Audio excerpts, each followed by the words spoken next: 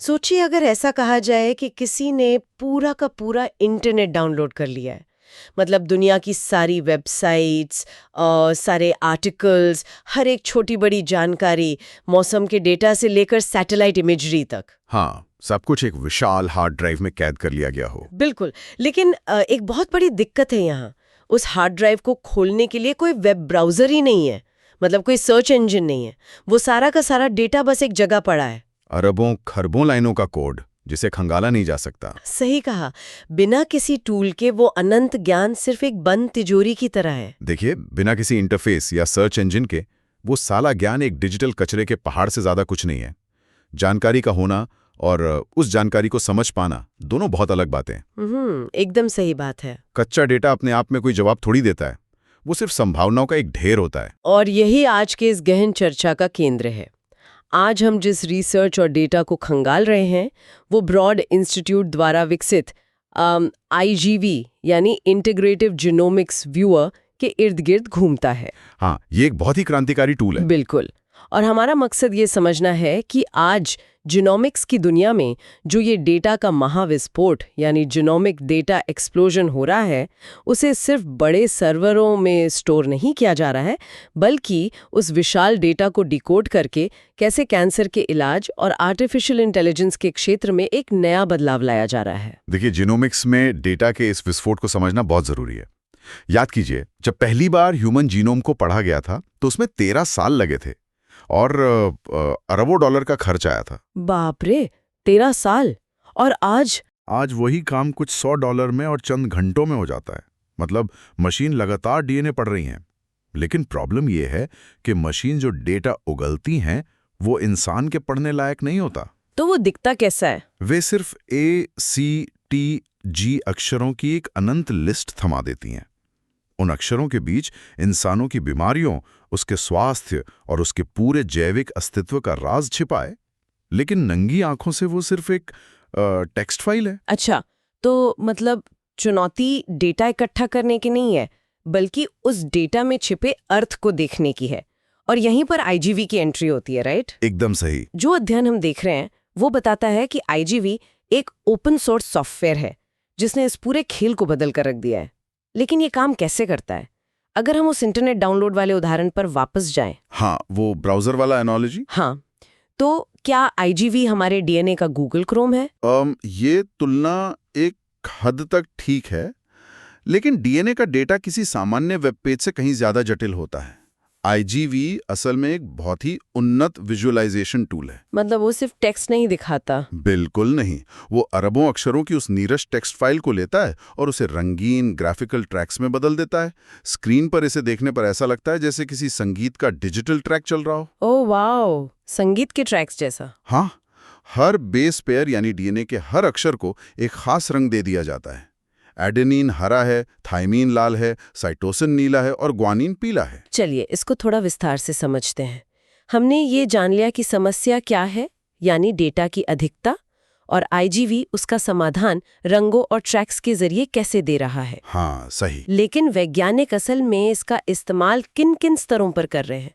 Microscopic स्तर से लेकर मैक्रो पिक्चर तक। सबसे पहले कैंसर जीनोमिक्स की बात करते हैं। कैंसर के मामलों में वैज्ञानिक स्क्रीन पर वास्तव में क्या ढूंढ रहे होते हैं? देखिए, कैंसर बुनियादी तौर पर डीएनए में आई खराबी की बीमारी है। जब एक स्वस्थ कोशिका के डीएनए में कोई म्यूटेशन या बदलाव आता है तो वह अनियंत्रित होकर कैंसर का रूप ले लेती है। अच्छा, तो IGV इस बदलाव को पकड़ता है? हाँ, जब वैज्ञानिक IGV में किसी मरीज का कैंसर वाला डीएनए और स्वस्थ डीएनए एक साथ स्क्रीन पर रखते हैं तो वे उन रंगीन ट्रैक्स की तुलना करते हैं। मान लीजिए स्क्रीन पर लाखों हरे रंग के पिक्सल दिख रहे हैं, जो कि एक सामान्य पैटर्न है। बिल्कुल। लेकिन अचानक एक ही जगह पर लाल रंग के पिक्सल का एक पूरा ढेर दिखाई देता है। वो लाल रंग चीख चीख कर बता रहा होता है कि यहाँ डीएनए टूट गया है या बदल गया है। अरे वाह! और जब वो खराबी आंखों के सामने होती है तो उसे ठीक करने का रास्ता भी साफ हो जाता है। इसी से टारगेटेड थेरेपी का विचार आता है ना? एकदम सही पकड़ा। मतलब बजाय इसके कि पूरे शरीर पर कीमोथेरेपी का अंधाधुंध वार किया जाए, सीधे उस लाल रंग वाले म्यूटेशन को निशाना बनाने वाली दवा तैयार की जाए। बिल्कुल। जब खराबी का सटीक स्थान पता होता है तो दवा का डिजाइन भी सटीक होता है। इसके अलावा आनुवांशिक विकारों के निदान में भी यही प्रक्रिया अपनाई जाती है। यानी रेयर जेनेटिक डिसऑर्डर्स में भी? हाँ, किसी मरीज के पूरे जीनोम को एक स्वस्थ रेफरेंस जीनोम के साथ स्क्रीन पर विजुलाइज किया जाता है। इससे वैज्ञानिक खतरनाक म्यूटेशंस की बहुत ही सटीकता के साथ पहचान कर पाते हैं। ये तो हुई बहुत ही सूक्ष्म स्तर की बात, जहां हम एक एक अक्षर को देख रहे हैं। लेकिन आज के दस्तावेजों में एक और बहुत दिलचस्प तकनीक का जिक्र है, long read sequencing. Long read sequencing बहुत महत्वपूर्ण है। अगर इसे एक रहस्यमयी किताब के उदाहरण से समझें, तो क्या शॉर्ट रीड सीक्वेंसिंग ऐसा है जहां किताब के पन्नों को श्रेडर में डालकर छोटे छोटे टुकड़ों में काट दिया गया है और वैज्ञानिक उन वाक्यों को जोड़कर कहानी समझने की कोशिश कर रहे हैं? हाँ, बिल्कुल वैसा ही है। और लॉन्ग रीड में पूरा का पूरा चैप्टर एक साथ पढ़ने को मिल रहा है। अगर हम इसे बड़े पैमाने पर देखें तो ये किताब वाला उदाहरण स्थिति को काफी हद तक स्पष्ट करता है, लेकिन इसमें एक परत और जोड़नी होगी। मान लीजिए उस किताब में सिर्फ 4 ही अक्षर हैं, वही ACTG। हाँ, और कई पन्ने बार बार दोहराए गए हैं या कुछ पन्ने पूरी तरह से गायब हैं। शॉर्ट रीड सीक्वेंसिंग में जब आपके पास सिर्फ छोटे छोटे टुकड़े होते हैं तो ये पता लगाना लगभग असंभव हो जाता है कि कोई बहुत बड़ा हिस्सा जीनोम से गायब हो गया है या टूटकर किसी दूसरी जगह जुड़ गया है। ओ, मैं समझ गई, क्योंकि उन छोटे टुकड़ों में वो व्यापक कॉन्टेक्स्ट ही नहीं होता। आप ये नहीं बता सकते कि वो टुकड़ा पहले पन्ने का है या 1000वें पन्ने का।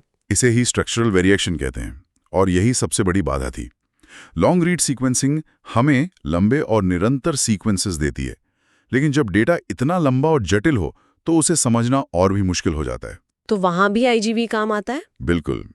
यहाँ IGV इन बेहद लंबे सीक्वेंसेस को स्क्रीन पर एक साथ विजुलाइज करने का मंच देता है। शोधकर्ता स्क्रीन को जूम आउट करके पूरे क्रोमोसोम को एक साथ देख सकते हैं। मतलब पूरी पिक्चर एक साथ? हाँ, और पकड़ सकते हैं कि कहाँ DNA का एक बहुत बड़ा हिस्सा अपनी जगह से खिसका गया है। ये उन जटिल पहेलियों को हल कर रहा है जो पुरानी तकनीकों से हमेशा के लिए छूट जाती थी। अब मजे की बात यह है कि ये विजुअलाइजेशन टूल सिर्फ एक दिशा में काम नहीं करता। एक तरफ हम बहुत लंबे सीक्वेंसेस देख रहे हैं, तो दूसरी तरफ सिंगल सेल सीक्वेंसिंग जैसी तकनीकें भी हैं। हाँ, सिंगल सेल का कॉन्सेप्ट बहुत ही अलग है। मतलब लाखों करोड़ों कोशिकाओं के एक बड़े समूह को एक साथ पीसकर उनका अध्ययन करने के बजाय सिर्फ एक अकेली कोशिका के जेनेटिक मटेरियल को पढ़ना। देखिए, सिंगल सेल सीक्वेंसिंग ने जीव विज्ञान के कई पुराने मिथकों को तोड़ा है। पहले वैज्ञानिक एक पूरे ट्यूमर को एक समान इकाई मानते थे। इसे एक स्मूदी की तरह समझिए, जहां आपने कई अलग अलग फलों को मिक्सी में पीस दिया है। अच्छा, स्मूदी। हाँ, आपको स्मूदी का एक मिला जुला स्वाद तो मिल जाएगा, लेकिन आप ये नहीं बता सकते कि उसमें कितनी स्ट्रॉबेरी थी और कितने केले। लेकिन ट्यूमर तो एक स्मूदी नहीं है, है ना? वो तो एक फलों की टोकरी यानी फ्रूट बोल की तरह है, जहां हर कोशिका का अपना अलग रूप और व्यवहार हो सकता है। बिल्कुल सटीक। एक ही ट्यूमर के अंदर कुछ कोशिकाएं कीमोथेरेपी से मर रही हो सकती हैं, जबकि उसी के बगल वाली कोशिकाएं दवा के खिलाफ रेजिस्टेंस पैदा कर रही हो सकती हैं। ओह, तो दवा सब पे एक जैसा असर नहीं करती? नहीं, इसे सेलुलर हेटेरोजेनिटी कहते हैं। सिंगल सेल सीक्वेंसिंग से एक एक कोशिका का डेटा मिलता है और IGV इस व्यक्तिगत कोशिका स्तर के डेटा को विजुअलाइज करने में मदद करता है। वैज्ञानिक देख पाते हैं कि बीमारी की जड़ में कौन सी विशिष्ट कोशिकाएं क्या खेल खेल रही हैं। तो DNA के स्तर पर तो चीजें साफ हो गईं, म्यूटेशन देख लिया, लंबे सीक्वेंसेस देख लिए और एक अकेली कोशिका के अंदर भी झांक लिया। लेकिन जैविक प्रणालियां सिर्फ DNA के ब्लूप्रिंट तक तो सीमित नहीं है। बिल्कुल नहीं, DNA तो बस शुरुआत है। अब यहाँ आकर बात सच में बहुत दिलचस्प हो जाती है। जो अध्ययन हम खंगाल रहे हैं उसमें मल्टी-ओमिक्स एनालिसिस की बात की गई है। जीनोमिक्स, ट्रांसक्रिप्टोमिक्स, एपिजेनेटिक्स और प्रोटियोमिक्स, इन सबको मिलाकर एक होलिस्टिक व्यू यानी समग्र दृष्टिकोण प्राप्त करना। ये सब एक साथ कैसे काम करते हैं? इसे एक इमारत के निर्माण से समझते हैं। जीनोमिक्स यानी DNA वो आर्किटेक्ट का ब्लूप्रिंट है जो बताता है कि इमारत कैसी बन सकती है, लेकिन ब्लूप्रिंट खुद ईंटें नहीं लगाता। हाँ, ब्लूप्रिंट तो बस एक नक्शा है। वही तो। ट्रांसक्रिप्टोमिक्स यानी RNA वो निर्देश हैं जो बताते हैं कि कौन सा मजदूर क्या काम करेगा। और प्रोटियोमिक्स यानी प्रोटीन वो असली ईंटें और दीवारें हैं जो बनकर तैयार हुई हैं। और एपिजेनेटिक्स? एपिजेनेटिक्स वो स्विच है जो तय करता है कि ब्लूप्रिंट का कौन सा हिस्सा पढ़ा जाएगा और कौन सा नजरअंदाज कर दिया जाएगा। एक ट्रैक रखते हैं उसके ठीक ऊपर आरएनए का ट्रैक, उसके ऊपर प्रोटीन का ट्रैक और सबसे ऊपर एपिजेनेटिक्स का डेटा। तो सब कुछ एक के ऊपर एक स्टैक हो जाता है? हाँ, जब वे इन सभी परतों को एक साथ एक ही स्क्रीन पर वर्टिकली स्टैक करते हैं तो उन्हें जीवन की एक बहुत ही जटिल और संपूर्ण तस्वीर मिलती है। वे देख सकते हैं कि डीएनए में हुए एक छोटे से बदलाव का असर आरएनए पर कैसे पड़ा और अंततः उसने कैसे गलत प्रोटीन का निर्माण कर दिया। वाह! लेकिन जब हम इस मल्टी-ओमिक्स के स्तर पर पहुंचते हैं तो डेटा इतना विशाल और बहुआयामी हो जाता है कि कोई भी इंसानी दिमाग, चाहे वो कितना भी तेज क्यों ना हो, उसे अकेले प्रोसेस नहीं कर सकता। कभी नहीं। इंसानी दिमाग की एक सीमा है। और यहीं पर इस युग की सबसे बड़ी टेक्निक आर्टिफिशियल इंटेलिजेंस और मशीन लर्निंग की एंट्री होती है। आज की चर्चा के दस्तावेज बताते हैं कि एआई इन विशाल डेटा सेट्स में प्रिडिक्टिव एनालिटिक्स और पैटर्न रिकॉग्निशन के जरिए नई जानकारी दे रहा है। देखिए, एआई की ताकत असीमित डेटा को सेकंडों में खंगालने में है। जो पैटर्न ढूंढने में एक वैज्ञानिक को सालों लग सकते हैं, एआई उसे पलक झपकते पहचान लेता है। मतलब एआई तो सुपर फास्ट है। हाँ, वो जीनोम में ऐसे छिपे हुए संबंध ढूंढ सकता है जो इंसानी आंखों से पूरी तरह चूक सकते हैं। लेकिन एक मिनट, यहाँ एक बहुत बड़ा सवाल खड़ा होता है। अगर एआई प्रिडिक्टिव एनालिटिक्स और पैटर्न पहचानने में इतना ही स्मार्ट है, इतना शक्तिशाली है कि वो लाखों मरीजों का डेटा एक साथ पढ़ सकता है, तो फिर इंसानों को इस डेटा को आईजीवी पर विजुअलाइज करने की क्या जरूरत है? ये एक अच्छा सवाल है। मेरा मतलब है, अगर एल्गोरिदम खुद ही सब कुछ कैलकुलेट कर रहा है, तो क्या उसे सीधे हमें जवाब नहीं दे देना चाहिए? हम एआई को सीधे फैसले लेने क्यों नहीं देते? इंसान को उन रंगीन पत्तियों को देखने की मेहनत क्यों करनी चाहिए? यहाँ सबसे हैरान करने वाली बात यह है कि एआई के इस अति उन्नत युग में भी आईजीवी जैसे विजुअलाइजेशन टूल की अहमियत कम होने के बजाय 100 गुना बढ़ गई है। सच में? ऐसा क्यों? एआई स्मार्ट जरूर है, लेकिन वो अक्सर एक ब्लैक बॉक्स की तरह काम करता है। जब एआई कोई नतीजा देता है तो वो अमूर्त नंबर या प्रोबेबिलिटी स्कोर के रूप में होता है। मान लीजिए एआई ने कहा कि इस विशेष म्यूटेशन के कैंसर होने की 99% संभावना है। और एक डॉक्टर के लिए वो 99% का नंबर किसी काम का नहीं है, अगर उसे ये ना पता हो कि एआई इस नतीजे पर पहुंचा कैसे। एकदम सही। और यहीं पर एक और बड़ी समस्या आती है, जिसे आर्टिफैक्ट कहते हैं। कई बार मशीनें सीक्वेंसिंग करते समय गलती कर देती हैं। एआई उन मशीनों की गलतियों को एक नया और खतरनाक म्यूटेशन मान सकता है।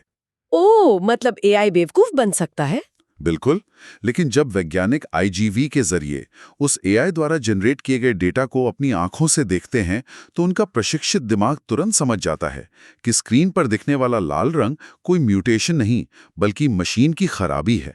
तो मतलब विजुअलाइजेशन उन नंबर्स को एक बायोलॉजिकल कॉन्टेक्स्ट देता है। हाँ, इंसान की आंखों और दिमाग में लाखों सालों के विकास से जो विजुअल पैटर्न समझने की स्वाभाविक क्षमता आई है, वो एल्गोरिथम के पास नहीं है।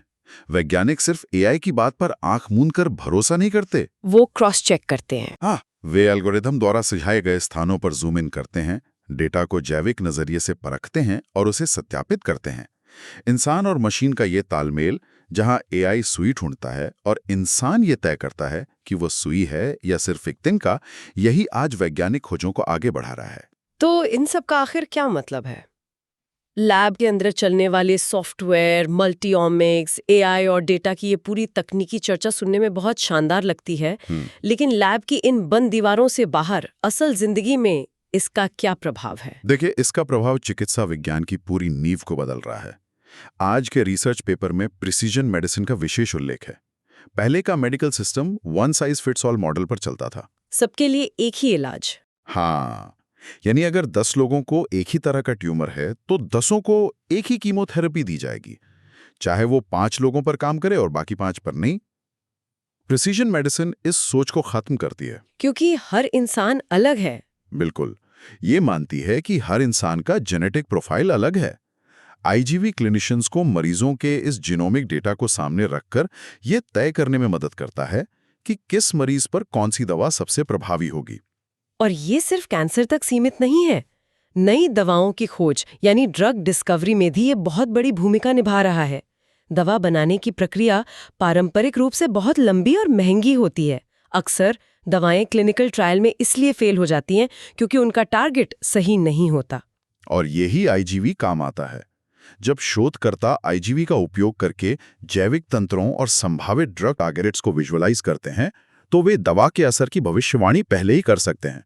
इससे तो बहुत समय बचेगा। समय और पैसा दोनों।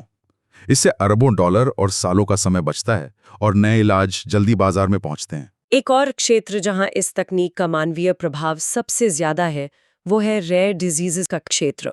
दुनिया भर में लाखों परिवार ऐसे हैं जो डायग्नोस्टिक ऑडिसी यानी निदान की एक लंबी और दर्दनाक यात्रा से गुजर रहे हैं। ये सच में बहुत दुख की बात होती है। वे सालों तक एक डॉक्टर से दूसरे डॉक्टर के पास भटकते हैं, लेकिन कोई नहीं बता पाता कि उनके बच्चे को कौन सी बीमारी है। देखिए, ये चिकित्सा विज्ञान का सबसे संवेदनशील हिस्सा है। कई दुर्लभ बीमारियां इतनी अनोखी होती हैं कि उनके जेनेटिक कारण बहुत गहराई में छुपे होते हैं। जब ऐसे मरीजों का पूरा जीनोम सीक्वेंस किया जाता है और उसे आईजीवी पर देखा जाता है, तो शोधकर्ता उन लाखों करोड़ों बेस पेयर्स के बीच एक छोटे से बदलाव को देख पाते हैं। शायद डीएनए का एक ऐसा तुका जो उल्टा हो गया है, जो सामान्य टेस्ट में कभी पकड़ में नहीं आता। बिल्कुल।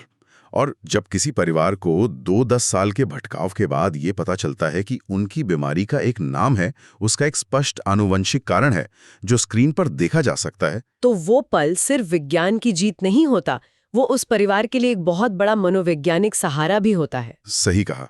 और इस ज्ञान को दुनिया भर में फैलाने के लिए ही आईजीवी ने अपने टूलसेट को आगे बढ़ाया है। शोध सामग्री में आईजीवी रिपोर्ट्स का उल्लेख है। अगर इसे आसान भाषा में समझें, तो पहले वैज्ञानिक अपनी रिसर्च के बाद एक रिपोर्ट छापते थे।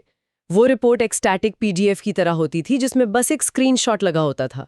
लेकिन आईजीवी रिपोर्ट्स उस स्थिर पन्ने को एक लाइव गूगल डॉक में बदल देता है। हाँ, एकदम इंटरैक्टिव बन जाता है। एक ऐसी इंटरैक्टिव रिपोर्ट जिसे दुनिया के किसी भी कोने में बैठा कोई दूसरा वैज्ञानिक खोल सकता है, उस जीनोमिक डेटा को अपनी स्क्रीन पर जूम इन और जूम आउट कर सकता है। इससे एक बहुत महत्वपूर्ण सवाल उठता है।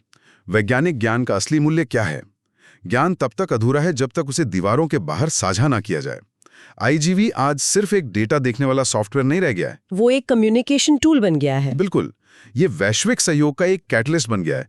बॉस्टन के एक लैब में बैठा वैज्ञानिक अपनी आईजीवी रिपोर्ट को पलक झपकते ही टोक्यो के किसी शोधकर्ता के साथ साझा कर सकता है, और वे दोनों एक ही समय में एक ही जेनेटिक म्यूटेशन को लाइव देखकर उस पर चर्चा कर सकते हैं। तो अगर हम अपनी आज की इस चर्चा को समेटें, तो हमने देखा कि आधुनिक जीनोमिक्स ने कैसे हमारे सामने डेटा का एक ऐसा विशाल और अनियंत्रित महासागर खड़ा कर दिया था जो किसी को भी डरा सकता था।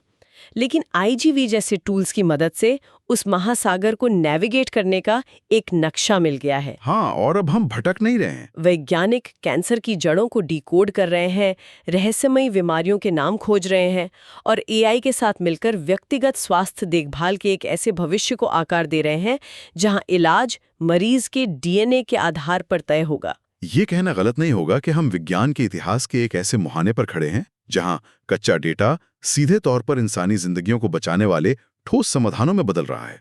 विजुअलाइजेशन सिर्फ चीजों को सुंदर नहीं बनाता, वो जटिलता को समझने का पुल है। चलते चलते आज की इस डीप डाइव के अंत में एक बहुत ही भविष्यवादी बात का जिक्र किया गया है जो सोचने पर मजबूर कर देती है। अच्छा, वो कौन सी बात है? उसमें जीनोमिक डेटा को देखने के लिए वर्चुअल रियलिटी यानी वीआर के एकीकरण की बात कही गई है। ओह, वीआर। ये कंप्यूटर विज्ञान और जीव विज्ञान के मिलन का अगला और सबसे क्रांतिकारी कदम हो सकता है। अगर इस विचार को थोड़ा विस्तार दिया जाए तो कल्पना की जा सकती है कि भविष्य में एक डॉक्टर या वैज्ञानिक अपनी डेस्क पर बैठकर कंप्यूटर स्क्रीन पर 2D ग्राफ या रंगीन पट्टियां नहीं देखेगा। तो क्या करेगा? वो एक वीआर हेडसेट पहनेगा और वास्तविकता अपने मरीज के डीएनए की 3D संरचना के भीतर कदम रखेगा। वो क्रोमोसोम के उन विशाल जंगलों में टहलेगा और किसी छिपे हुए दुर्लभ म्यूटेशन को अपने ठीक सामने तैरते हुए देखकर पकड़ लेगा। वाह! डेटा को सिर्फ एक सपाट स्क्रीन पर देखने से लेकर डेटा की दुनिया के भीतर साक्षात चलने तक का ये सफर हमारे बीमारियों को समझने के तरीकों को पूरी तरह से बदल देगा। शुरुआत में हमने बात की थी कि डेटा बिना ब्राउजर के किसी काम का नहीं, लेकिन अगर आज का 2D विजुअलाइजेशन हमें अमूर्त नंबरों से इतने गहरे अर्थ निकालने में मदद कर रहा है, तो एक वर्चुअल जीनोम के अंदर चलने का अनुभव चिकित्सा विज्ञान की दुनिया में क्या तूफान लाएगा। सच में, ये सोचकर ही रोंगटे खड़े हो जाते हैं। क्या हम बीमारियों को उनके घर में घुसकर खत्म नहीं कर देंगे? इसी रोमांचक और विचारणीय सवाल के साथ हम आज की इस गहन चर्चा को यहीं विराम देते हैं। एक स्क्रीन से शुरू होकर शायद कल का विज्ञान डीएनए के अंदर टहल रहा होगा। सोचने वाली बात है।